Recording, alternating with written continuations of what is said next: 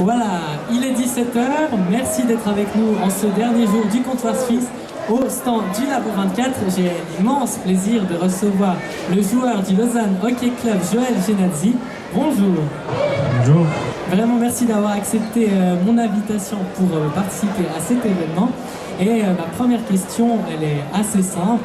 Vous êtes donc né à Zurich, mais vous avez grandi principalement dans la région de Fribourg en jouant au HC Fribourg-Gotteron dans votre jeune âge. Est-ce que vous pouvez nous résumer votre parcours jusqu'à votre arrivée à Lausanne? Ok, alors c'est un peu faux, mais c'est pas grave. J'ai grandi à Zurich jusqu'à 17 ans, à Greifensee, c'est un petit village, et puis après j'avais joué un peu à Cloten en junior, et puis pour aller faire le chemin en Liga, j'ai choisi Fribourg avec 17 ans, et puis j'avais fait un stage à l'ECAP, c'est l'assurance des bâtiments cantonales, et puis comme ça j'ai pu jouer en première ligue avec Gain, comme ça on peut s'adapter au hockey adulte, et puis comme je n'ai pas réussi de jouer à Fribourg en Liga, je suis allé à Liège en Ligue B pour jouer pour avoir beaucoup de temps de jeu, et puis après je suis allé à Langnau, et puis à Langnau comme vous savez, on est descendu en Ligue B contre Lausanne, et puis là c'était le moment que j'ai changé à Lausanne. Et pouvez-vous nous donner quelques mots pour représenter votre personnalité? Je pense que je suis assez calme, et puis quand je connais le monde, je commence à bien rigoler avec le monde, et puis c'est la même chose dans l'équipe. Donc au début, quand je suis nouveau, j'étais un peu timide, mais là à Lausanne c'est vraiment cool, et puis je suis très content d'être à Lausanne. Et quels sont vos loisirs, mis à part le hockey sur glace? Est-ce qu'il y avait un autre sport que vous pratiquiez, enfin, que vous aimeriez pratiquer, mais que vous appréciez particulièrement?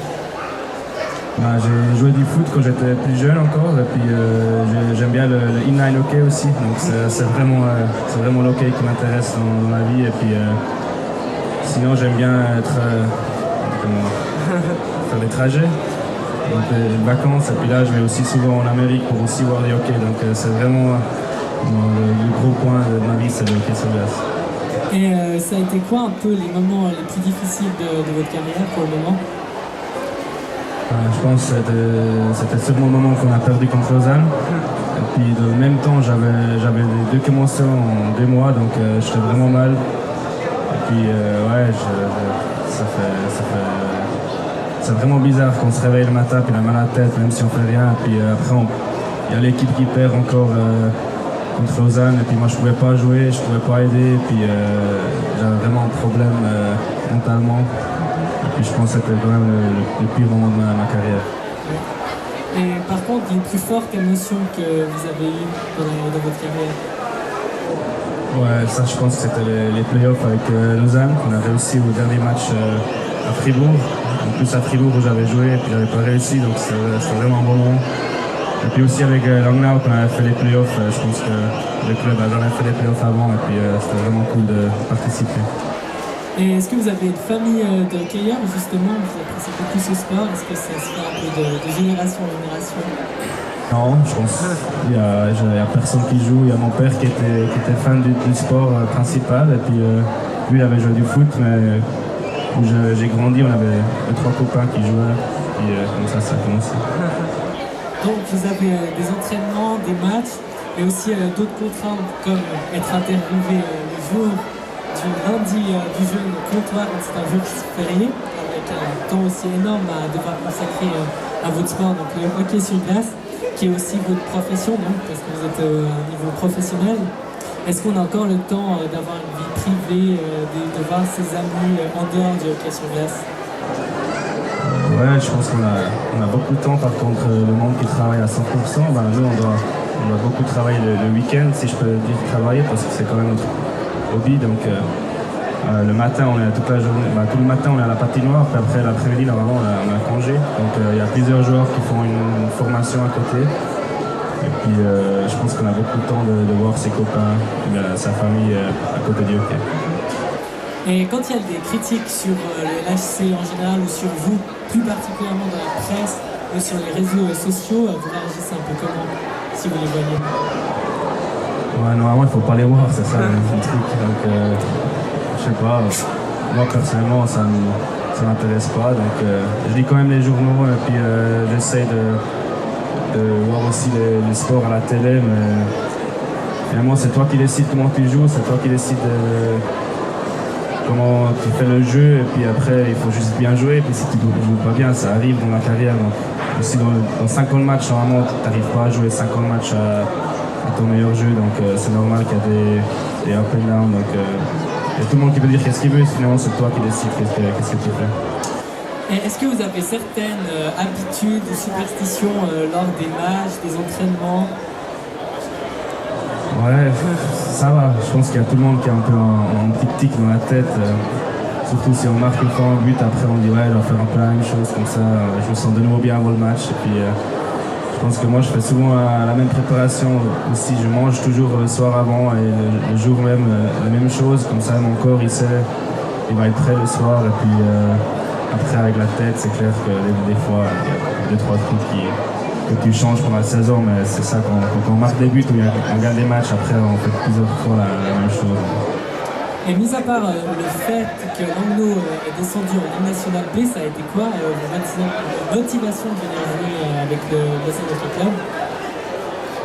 Moi j'ai toujours bien aimé jouer ici, j'avais joué en Ligue B contre Lausanne, et puis le public c'était toujours incroyable, on ne donnait même pas l'entraîneur derrière parler aux joueurs. Donc, déjà ça, puis après ma mère elle a grandi toute sa vie à Lausanne, après elle est partie à Zurich quand elle avait 20 ans, et puis mes grands-parents ils habitaient là aussi longtemps, donc je connaissais déjà assez bien la ville, et puis pour moi c'était toujours comme un petit rêve, surtout quand j'étais en Ligue B, quand je ne savais pas que je pouvais aller jouer en Liga, que de jouer à Lausanne. Et dans quel club autre que le LHC vous rêveriez d'aller jouer? Honnêtement, pour l'instant, je suis très content ici, donc ça va bien ici. En plus, il va y avoir bientôt un nouveau stade, donc j'aime très bien la motivation du club. Et puis, mon père, il est tessilien, donc il était toujours pour Ambry. Donc moi, j'étais aussi en fin d'Ambry quand j'étais tout petit. Ouais, ça serait sûrement un club intéressant, mais pour l'instant, pas du tout. Et est-ce qu'il y a un joueur qui vous inspire en particulier? Ouais, je sais pas, je dirais Josi pour l'instant. C'est quand même le meilleur joueur, meilleur défenseur suisse, il est presque le meilleur défenseur du monde. Donc, je le connais aussi, j'ai joué avec lui à Neuchâtel en Ligue B de 3 matchs et il est vraiment cool. Donc, il est vraiment resté sympa. Et puis pour moi, c'est une personne qui est vraiment incroyable. Et est-ce que vous abordez d'une manière différente les matchs contre justement Langnau et le HC Fribourg-Gotteron? Ouais, je connais encore beaucoup de joueurs dans les deux équipes, donc ça fait normalement beaucoup plus de plaisir de jouer contre les copains. Et puis pour moi, c'est surtout comme ça. Je sais que même si j'ai le dos tourné chez un joueur que je connais, il ne va pas me fracasser dans la bande, donc on a plus de confiance, je pense, de jouer contre les copains. Et puis pour moi, c'est toujours Fribourg la meilleure équipe de jouer contre. Donc Langnau, maintenant, on a joué contre eux, on a perdu malheureusement, mais c'était assez cool, mais c'était pas contre Fribourg. Et vous avez été sélectionné aussi en équipe nationale pour la première fois cette année, je crois que c'était en mois de février. Comment est-ce que vous avez ressenti le moment où vous avez été convoqué? Comment ça s'est passé? J'étais un joueur piqué, donc je ne savais même pas que je devais aller. Je le savais le samedi, et puis je suis parti le lundi soir. Donc samedi, c'est Yana Aston, le manager, qui est venu chez moi. Il m'a dit ouais, tu aimerais bien aller jouer avec les Suisses. Et puis j'ai dit bien sûr. Et puis j'étais quand même un peu nerveux parce que je n'aurais jamais pensé que je peux faire ça dans ma carrière. Comme j'ai changé d'attaquant en défenseur, et puis j'étais vraiment content d'aller jouer pour l'équipe suisse. Et finalement, c'est pas un peu frustrant de jouer les matchs amicaux, mais de ne pas être convoqué pour les championnats du monde? Pour moi, pas, parce que j'étais vraiment content de faire quelques matchs en équipe suisse, mais je pense que c'est des joueurs qui vont tous les années au championnat du monde, et puis après, ils vont faire la préparation, puis ils peuvent pas aller. Je pense que c'est assez dur, mais pour moi, c'était vraiment une bonne expérience, et puis j'espère que je peux aller jouer à l'équipe suisse, et puis c'est égal pour moi si c'est au début de saison ou bien à la fin de la saison. Et au LHC, vous portez donc le numéro 79. Est-ce que c'est vous qui choisissez le numéro ou c'est imposé? Ouais, c'est les joueurs qui choisissent, mais j'avais toujours ouvert souvent 19 dans ma carrière, et puis là il y a Augsburger, Gaëtan Curie qui a le numéro. Donc je me suis dit, je prends 7 devant, au lieu de numéro 1, donc ça fait presque la même chose. Et puis j'avais jamais vraiment le 7 en 9 dans ma tête, mais pour l'instant j'aime vraiment bien ce numéro. Puis je pense que si je dois changer un jour le club, je pense que le 7 en 9 aussi. Et pour les supporters, il y a une grande différence donc, pour les matchs, les derbies romands, notamment de Genève, Servette et Fribourg-Gotteron, par exemple. Et est-ce que les matchs ordinaires, entre guillemets, pour les supporters, sont-ils préparés d'une manière différente? Est-ce que vous sentez autre chose sur le terrain que lors de matchs, par exemple, je sais pas, de CPDR? Je pense qu'ici à Lausanne, à la maison, on a toujours une bonne ambiance. Donc c'est clair que si les clubs d'adversaires ils font plus de bruit, les fans, on l'entend, mais les nôtres ils sont toujours au top. Donc jouer à Lausanne c'est toujours bien. Après, par exemple d'aller à Rapperswil l'année passée, mais les années avant, on n'entendait que les fans de Lausanne. Donc c'est vrai que l'ambiance ça fait beaucoup pour le match. Et puis je pense de jouer à Lausanne contre Genève, je pense que c'est un des meilleurs matchs qu'on peut avoir. Et si un tout jeune joueur vous demandait quelques conseils pour évoluer au niveau tel que le LFC par exemple, qu'est-ce que vous lui donneriez comme conseil? Ouais, j'essaye de donner des fois, mais on n'a pas vraiment des joueurs jeunes en équipe, donc c'est juste d'avoir le plaisir au hockey, je pense que c'est le plus important, parce qu'il y a souvent des entraîneurs dans ta carrière, ou des clubs qui ne veulent pas que tu joues, ou bien qui font des blessures, et puis finalement il faut toujours avoir le plaisir, et puis je pense que c'est toi-même, comme j'ai dit avant, c'est toi-même qui décide qu'est-ce que tu veux faire. Mais est-ce que parfois vous allez quand même donner 2-3 conseils aux juniors, par exemple du L4C? On ne les voit pas souvent, mais on les voit au début de saison dans le camp d'entraînement.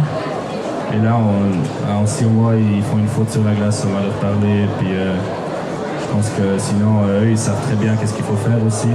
C'est juste que le changement du hockey de junior, ça change beaucoup parce qu'au junior, on fait beaucoup tout seul, on essaie de faire des passes un peu risquées. Puis après, quand on commence à jouer au hockey Liga ou à Ligue B, on n'a pas le droit de prendre trop de risques sur la glace, en fait, c'est ça. Donc on essaie de dire ça aux jeunes, pas trop prendre des risques, et puis après c'est déjà.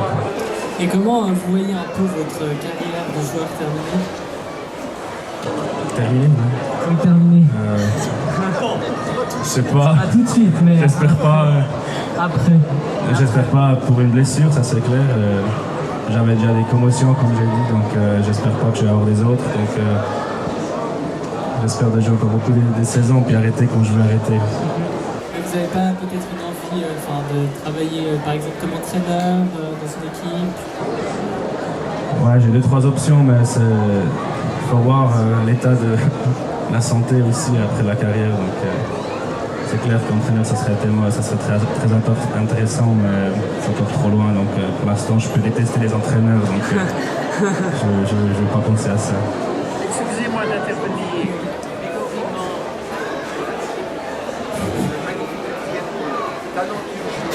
Excusez-moi. C'est pas grave, c'est bon. Maintenant, on va s'intéresser plus spécifiquement justement au LHC. Donc, qu'est-ce que vous auriez 3 mots peut-être pour le définir cette saison de 2015-2016?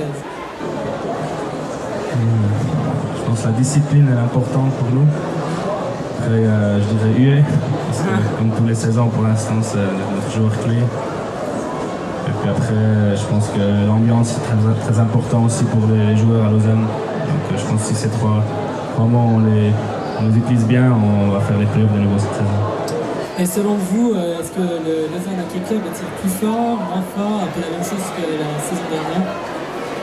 Je pense qu'on est plus fort parce que Yann Alston a fait un très bon travail avec les joueurs qu'il a pris puis les joueurs qu'il a gardés. Donc pour moi, on est plus fort qu'année passée puis que l'année avant.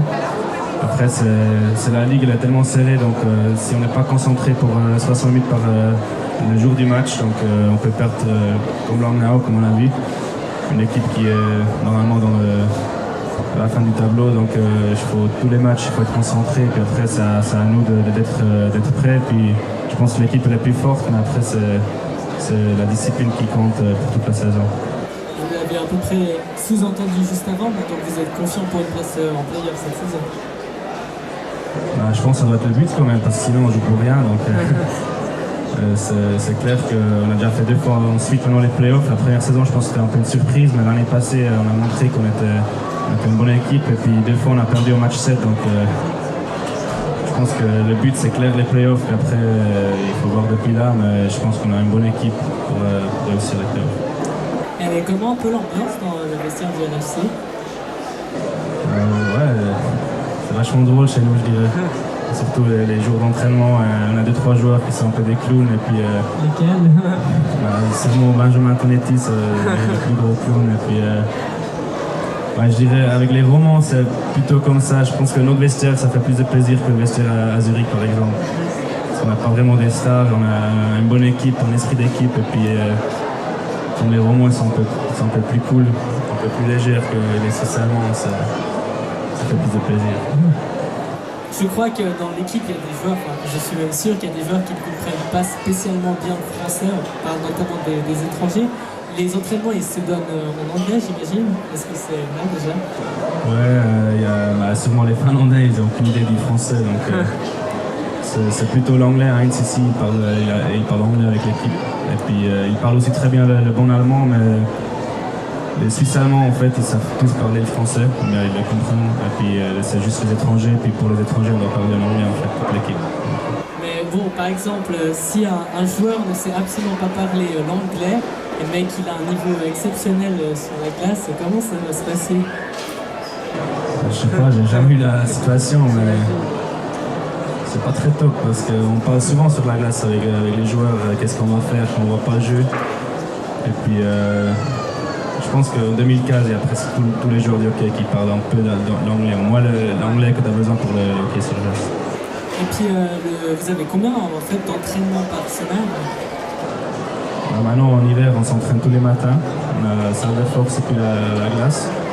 Après, le jour du match, on s'entraîne le matin aussi, un petit moment pour s'échauffer, on dit, et pour avoir un bon feeling pour le match. Et puis après, on a les matchs. Et puis après, l'été, on a 2 fois par jour la salle de force qu'on n'aime pas trop, mais on doit faire pour le physique. Et c'est comme ça. La semaine, c'est tous les matins en fait, sauf le dimanche. Le dimanche, c'est congé. Et puis, c'est un peu quoi le fil conducteur d'un entraînement sur la glace, par exemple? Comment ça va se passer?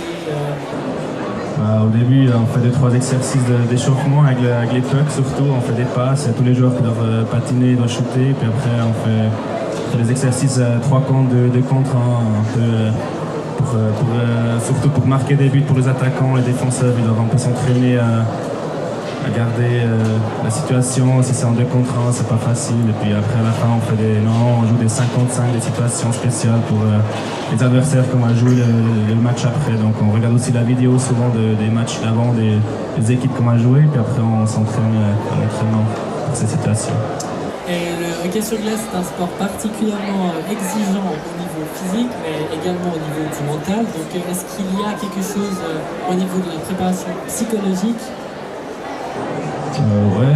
Moi j'avais fait de l'entraînement mental pendant 3-4 ans avec John Foust qui était là assistant, puis après il est parti avec l'équipe suisse. Et puis je pense surtout les jeunes de 16 à 22 comme ça, c'est vachement important de faire un entraînement mental parce que je dirais 90% c'est dans la tête.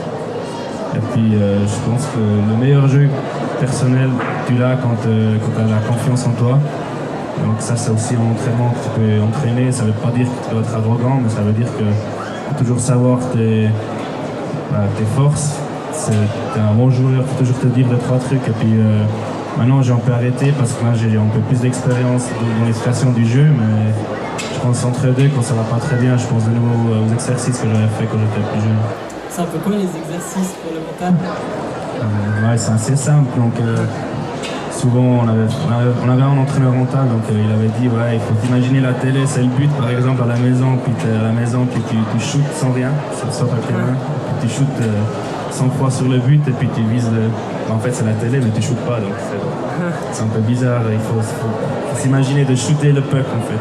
Regarde le soir avant le match, et puis tu t'imagines les situations que tu vas jouer, donc le powerplay par exemple, les shoots de penalty, tu t'imagines dans la tête que tu te vois depuis la caméra par exemple sport dernière, je sais pas, tu te vois toi-même à la télé, puis tu vois qu'est-ce que tu fais, tu le sais déjà dans la tête. c'est 2-3 trucs pas faciles à expliquer. Et puis le régime alimentaire, ça se passe un peu comment pour un hockeyeur? Vous avez des interdictions, j'imagine, de manger certaines choses? On a, je pense que tous les 2 semaines, on doit aller sur la balance. Ouais. La balance, et puis on a des tests de gras, on prend le gras, je sais pas. Donc si un joueur il mange pas bien, on voit ça assez vite. Donc c'est à toi, c'est tout le monde qui sait, il doit savoir lui-même qu'est-ce qu'il veut manger. Moi personnellement, je mange assez bien la viande, les légumes, le riz et tout ça pendant la semaine. Et puis après le dimanche, je me laisse un peu aller. Et puis peut-être une fois aller au McDo, ça dérange pas. Mais je pense que c'est assez important la nutrition. Et la section des supporters de Malais, donc la section ouest, a une particulièrement bonne ambiance. Il y a souvent des spectacles à l'entrée des joueurs qui sont toujours assez impressionnants. Quand vous rentrez sur le terrain, est-ce que vous y faites justement attention ou est-ce que vous êtes déjà concentré sur votre match? Ouais, ici à Lausanne, c'est pas facile à pas voir parce que ça fait tellement du bruit. Donc j'avais très bien aimé le dernier match. Ils ont tous eu contre Lugano le t-shirt avec le numéro 22 et puis ça c'était vraiment c'était incroyable de voir ça même pendant le match quand ils se tournaient. Normalement je suis pas un gars qui regarde trop dans les fans pendant le match, mais là on était tous obligés de voir ça parce que c'était vraiment incroyable. Donc au début du match c'est quelque chose d'autre, tu viens sur la glace, tu dois un peu sentir l'ambiance, ça te motive un peu aussi, ça donne à tout le monde un peu 10% plus gros, plus grand. Mais après, pendant le match, normalement, je regarde pas. Mais ici à Lausanne, c'est clair, au début du match, ils font des trucs incroyables. Donc on regarde tous dans les rangs. Et par rapport à vos anciens clubs, est-ce qu'il y a une ambiance différente dans le public, une grosse différence entre Lausanne et, je sais pas, Langnau ou Fribourg? Fribourg, ils avaient sifflé entre deux parce qu'ils n'étaient pas contents. Mais je pense qu'à Lausanne, on n'a jamais eu. Depuis que je suis à Lausanne, on n'a jamais eu. Je me souviens quand j'étais avec Liège, on gagnait le premier tiers, ils ont commencé à siffler, mais c'était juste parce qu'ils étaient tellement forts, Lausanne en Ligue B, que tout le monde qui croyait qu'ils vont gagner tous les matchs. Donc c'est différent maintenant en Liga, ils sont vraiment sportifs, même si on perd, ils sont là pour nous. Ça à Fribourg c'était un peu différent, mais je pense à Langnau c'était aussi comme ici, ils étaient toujours derrière l'équipe, et puis après ça change de l'équipe à l'équipe. Et quel joueur qui évoluait déjà avec vous dans un autre club que le LHC se retrouve maintenant à vos côtés sous les couleurs rouges? Il y a Federico Lardi, ça fait 6 ans, il y a 7 ans qu'on joue ensemble ensuite. Donc on a fait Langnau et puis Lausanne ensemble. Et puis il y a Étienne Froidevaux que je joue à Langnau aussi. Et puis après c'est drôle parce qu'on est jeune, tu fais les équipes nationales moins de 16, moins de 17, moins de 18, et puis tu es là avec les joueurs de toute la Suisse. Et là, il y a par exemple Simon Fischer et Gaëtan Augsburger, Emmanuel Eckelman, on joue de nouveau ensemble maintenant, c'est vachement drôle. Donc, des fois, tu connais des joueurs, 10 ans après, tu rejoues avec eux, et puis c'est comme il n'y a rien qui a changé. Tu es toujours encore un bon copain de lui, mais tu ne le vois pas pendant presque 9 ans. Donc, c'est vraiment drôle de se revoir en fait au sport. Maintenant, on va parler en quelques mots encore du début de saison du Lausanne Hockey Club. Donc vous avez une entame de championnat assez compliquée avec une défaite à Zurich. Bon, vous n'étiez pas loin de les battre quand même. Contre Lugano à Malais, c'était des prolongations, vous meniez 2-0 et il y a eu la lourde défaite quand même contre Langnau 3-1. Mais vous semblez être de nouveau sur les rails après vos 2 victoires de ce week-end. Est-ce que vous êtes justement bien sur les bons rails maintenant? Ouais, je pense que c'était très important de gagner ce week-end parce que sinon ça va vite avec les 3 points. Donc si on a perdu 5 matchs ensuite, c'était pas top. Donc je pense que Zurich et Lugano, on a quand même bien joué, même si on a perdu. À Zurich, on s'est offert une chance avec le pénalty à la fin d'égaliser, mais on n'a malheureusement pas marqué. Après Lugano, on a très bien commencé, puis malheureusement on a un peu lâché au deuxième tiers, mais je pense qu'on est revenu, puis c'est aussi un signe de caractère de l'équipe. Après, je pense qu'on a très bien joué ce week-end. Le seul truc, c'est le seul point faible, c'était à Langnau qu'on n'était pas prêts dès le début du match, et puis eux, ils sont venus assez motivés. Donc je pense que Langnau, c'était le seul match qu'on n'a pas bien joué. Sinon, on est pas mal pour l'instant. Et est-ce que vous avez quand même changé quelque chose entre justement le match de Rouleau mardi passé et celui de vendredi? Je pense que la motivation était beaucoup plus haut. Donc, en jouant derby à Genève, c'est clair qu'on veut montrer une réaction. Par contre, au début de saison, et puis à Langnau, on ne savait pas trop qu'est-ce qui arrive parce qu'ils jouent en système qu'on ne connaît pas encore. On n'a jamais joué contre eux maintenant les dernières saisons. Et puis, nouveau entraîneur, nouveaux joueurs.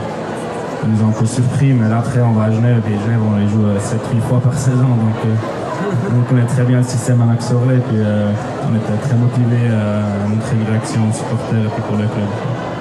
Et pour beaucoup de supporters lausannois, la pause entre la fin de la saison dernière, donc en play-off contre Berne, et le début de ce championnat était long. Est-ce que c'était aussi votre cas?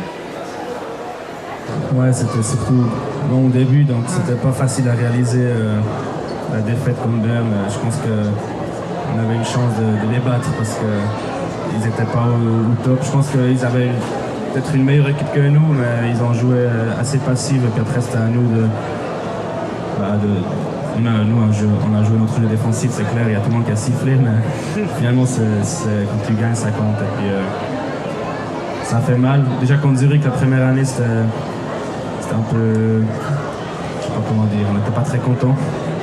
Mais après l'année passée c'était vraiment, il y a tous les joueurs qui étaient fâchés et puis il y a tout le monde qui voulait que comme tu as dit, que ça commence plus vite.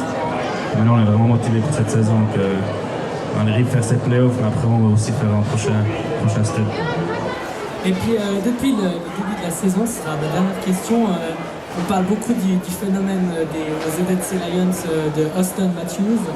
La presse, elle n'en fait pas un peu trop sur ce jeune phénomène. Est-ce que ça ne va pas finalement lui mettre beaucoup trop de pression?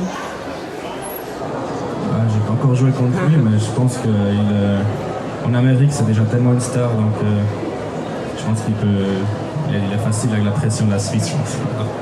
Les médias de la Suisse, je pense qu'ils ne s'intéressent pas trop, c'est surtout les médias en Amérique qui s'intéressent, mais un joueur comme lui, je pense que ce sera un des meilleurs joueurs du monde en 5-6 ans, donc il est facile, je pense.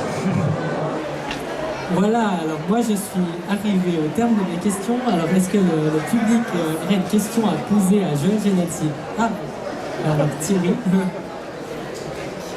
J'ai deux questions. D'abord, merci de passer ce moment ici sur le stand de Labo 24. Deux questions. La première, je crois qu'il y a eu 19 situations de supériorité numérique en 5 matchs par un seul but. Qu'est-ce qui fait qu'un powerplay fonctionne ou pas? Première question. Et la deuxième question, ça vous arrive de vous frotter un peu méchamment avec des joueurs. Est-ce qu'à la fin du match, tout est oublié ou est-ce qu'on garde dans la tête, lui, au prochain match, il a fait ci, je lui ferai ça, etc. Alors, j'espérais que la question n'arrive pas avec le powerplay parce que c'est une des raisons, je pense. C'est un peu une situation de, je sais pas si je peux dire, mais une situation de merde là, parce qu'on n'arrive pas à marquer, et puis ça fait vraiment. On pense trop, je pense. On s'entraîne beaucoup. On parle toujours qu'est-ce qu'il faut avoir de plus, mais je pense qu'on a beaucoup des chances, on a beaucoup des rebonds devant le but, on n'arrive pas à marquer, et puis ça continue.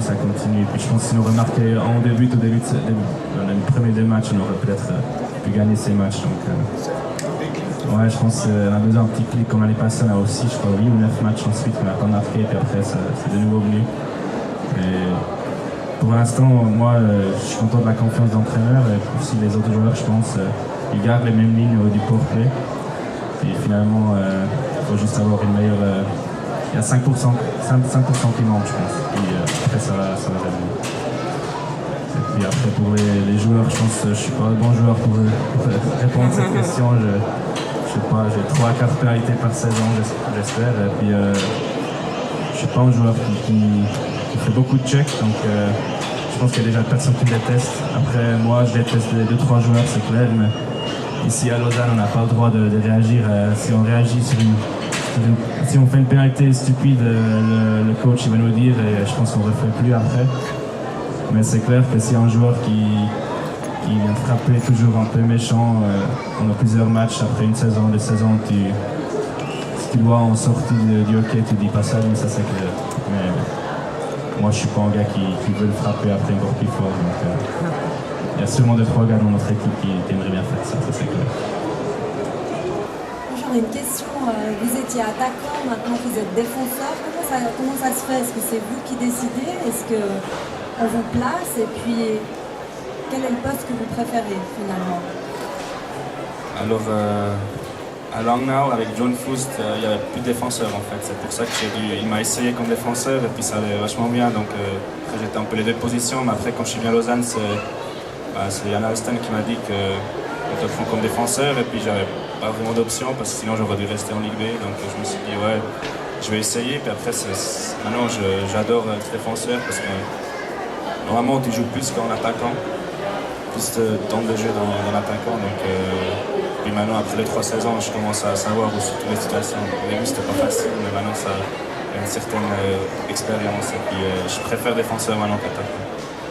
J'avais une deuxième question aussi. Vous avez dit que certains de vos collègues s'entraînent le matin et se forment l'après-midi pour un métier, j'imagine, une formation professionnelle.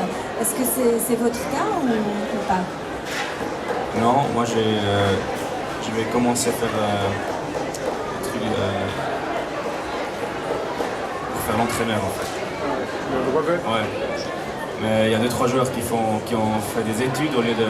Moi j'ai fait un apprentissage à côté du hockey, donc eux ils ont fait les études, maintenant bien le gymnase, après ils ont commencé à faire les études à côté du hockey. Donc ça dure plusieurs saisons, ils peuvent faire plus lent que les autres parce qu'ils ont un salaire à côté, donc c'est un peu comme ça. Et puis il y a 2-3 gars qui vont aussi à Zurich tous les lundis. Je pense que c'est pas facile à faire ça parce que moi j'ai jamais fait la maturité, donc sinon j'aurais peut-être aussi essayé, mais je pense que ça prend beaucoup d'énergie aussi. Et après il y a des gars qui ont plus d'énergie que les autres, donc ils sont plus motivés aussi à finir leur formation que les autres. Mais il y a plusieurs joueurs qui disent ouais je suis professionnel, je vais vivre mon temps professionnel comment il est maintenant, et puis après je verrai ce que je fais après. Mais ils commencent plutôt à 30 ans de commencer à faire des formations. Mais moi je me suis toujours dit entre 20 et 30 ans j'aimerais juste vivre la vie, être professionnel, et puis après je verrai bien qu'est-ce que je vais faire. Merci.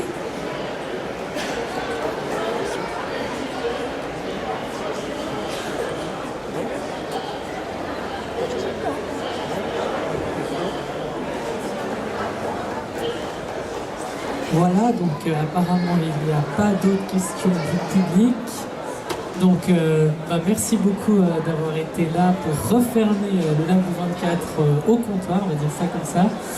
Et on se retrouve très bientôt pour j'espère de nouvelles aventures, et je vous souhaite d'ici là une très bonne fin de soirée et une bonne semaine.